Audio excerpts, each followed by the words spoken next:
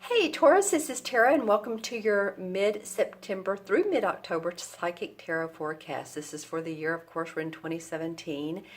And I just want to wish everyone peace and love. I want to send out special tidings to all of the people that have been affected by the hurricane. And you know, all of you, all that have flooding in your homes or property, or you're being displaced, or you have animals that are out, my heart goes out to you, you know, and I want you to know that everyone supports you.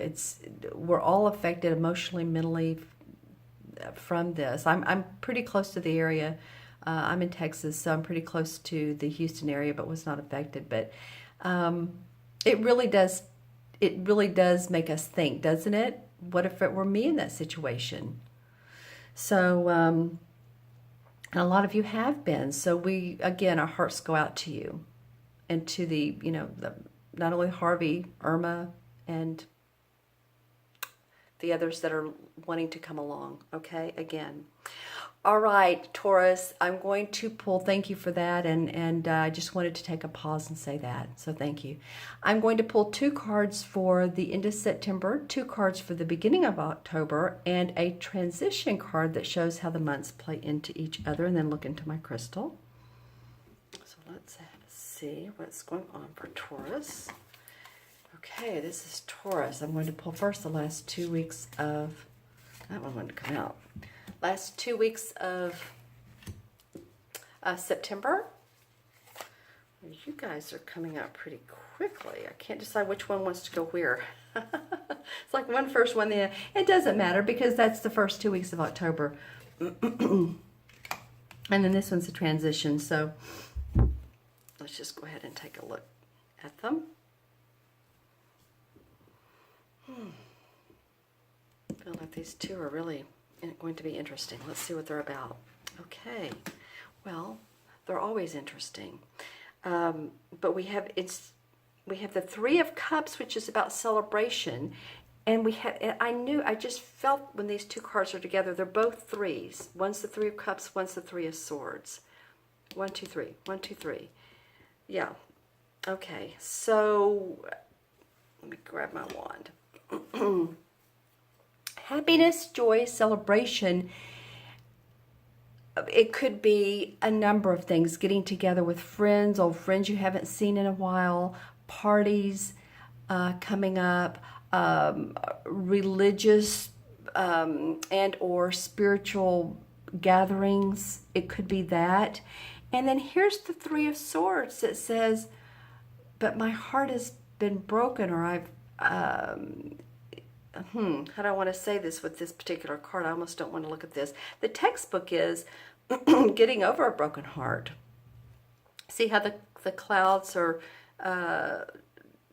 on top of, and the rain's coming down on this particular heart, and the swords are going through it.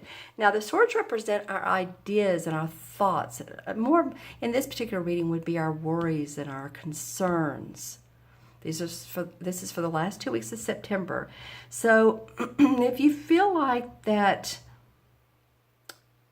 you've either had a relationship in the past, or it's one in the present, it's not working out, and or you think about someone from the past, or you're concerned about someone that's either in your future, it just feels like, you know, it's upsetting to you. I just want to say, and again, this is for Taurus, Sun, Moon, or Rising. If these messages don't resonate, watch your Moon and Rising, because that completes the story anyway. This is a general reading. But, you know, a lot of times, you know, life is not perfect by any stretch of the imagination, of course, and the issues that come up will make us stronger and motivated, or they will bring us down and defeated. So we have a choice here, don't we? So we can look at the down times and say, okay, how can I learn from this? How can I grow from this? How can I take my next step forward? Because oftentimes the next step forward is a new creative way of living or thinking or growing. Okay, so I'm not saying it's bad. I'm just saying, because I feel like there is celebration, and it may be somebody within this celebration that maybe has been sick. I don't know. There just feels like there's some concern and worry. and good tidings, both. You know, we can have positive days and we can have negative days as well. And I don't mean negative and bad, just we don't feel quite as bright and cheerful. Okay, let's look at the last 2 weeks, or excuse me, the first 2 weeks of October, which are both court cards. We have the Page of Cups and the King of Swords. Well, what's really funny is this is the Three of Cups, and this lines up under the with the page, and then the sword cards here, we have the King. So 2 cups, 2 swords. Okay, so the Page of Cups represents to me, it could be a child. This could be a very creative, happy, social, inventive, all over the place. I don't want to say all over the place. That would be more like a fire sign or not. But this would be like a child who would be very creative and intuitive. You might find these intuitive. But, you know, also it's about bringing news of something that makes you happy. It can be, it's not the Knight, but it's just kind of like, he's a young dude. Young dudes bring news. So a creative venture that comes your way. It could be a social invitation. It could be a proposal of marriage, or you're hearing about a proposal of marriage and it makes you happy, possibly for a friend, possibly for a relative.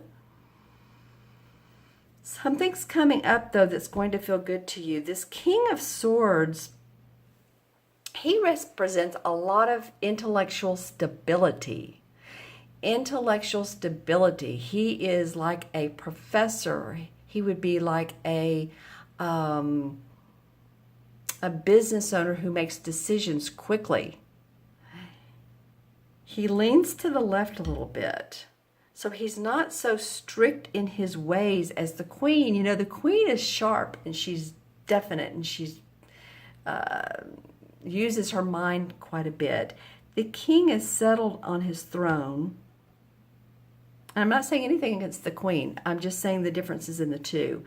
And this card represents an air sign. That would be Libra, Gemini, or Aquarius, Sun, Moon, or Rising. So who in your life, because I'm not sure that these cards, this could be this person here that you're concerned about or that you've been in a relationship with, or this person could come into your life and say, this is what I think you should be doing. They might be very opinionated, but I don't think so much so. I think that they're going to be more tender than they are going to be stern.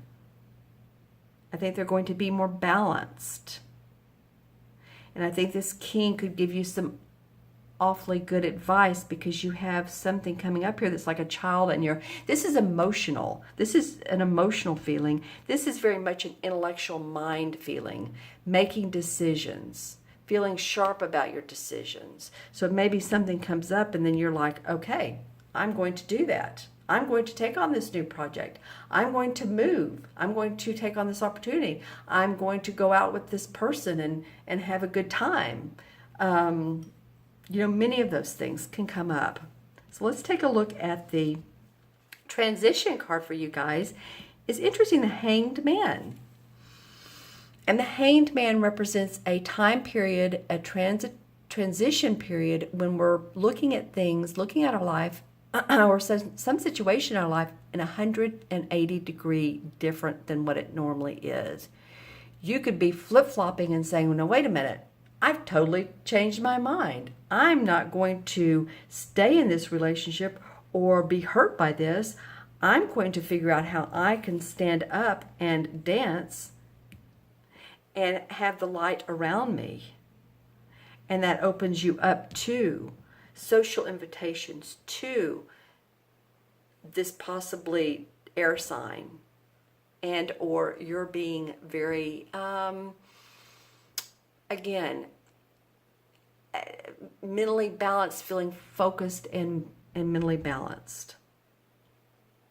So I like the Hanged Man, actually. You know, I want to put him this way because he does, it's not like anyone's doing this to him. He is taking a self-imposed time out, and that time out can be a week, a day, or an hour, and meditating and reflecting on and saying, what can I do differently? Not dwelling in the past, not going, oh, why didn't I make it this way? Why didn't I choose that way? Why did I say the things I did?